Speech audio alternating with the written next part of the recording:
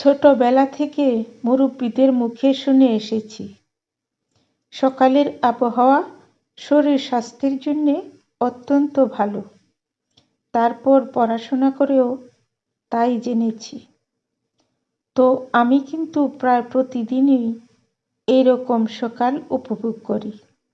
দেখেন তো, এই সূর্য ওঠা ভোর কতই সুন্দর, কত ভালো লাগে। এরকম দৃশ্য দেখতে কার না ভালো লাগে বলেন? যারা এখনো ঘুমিয়ে আছেন তারা কিন্তু সত্যিই মিস করছেন এরকম সুন্দর একটি দৃশ্য। মনে হচ্ছে সমস্ত ধানের ক্ষেতে তার শীষ ছড়িয়ে দিচ্ছে সোনালি আভায়, সবুজ রঙকে রাঙিয়ে তুলছে। তো সূর্য ওঠা ভোরের দৃশ্য সবসময়ই সুন্দর। এত সুন্দর প্রাকৃতিক দৃশ্য দেখা কিন্তু অত্যন্ত মধুর, মন প্রাণ সবই ভালো থাকে।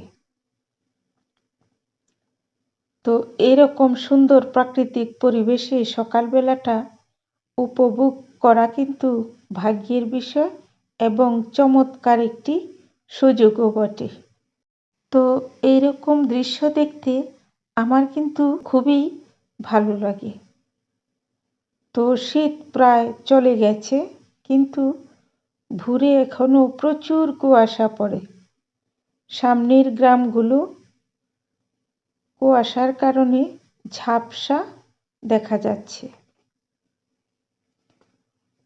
তো সূর্য ওঠার পর আস্তে আস্তে এই কুয়াশাগুলো কাটে। ধানের শীষের উপরে শিশির বিন্দুর কণাগুলো সূর্যের কিরণে সোনালি আভায় ঝিলমিল করছে।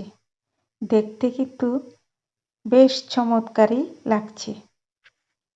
তো এরকম পরিবেশটা সকালবেলা সবাইকে বলবো উপভোগ করেন, খুব ভালো লাগবে।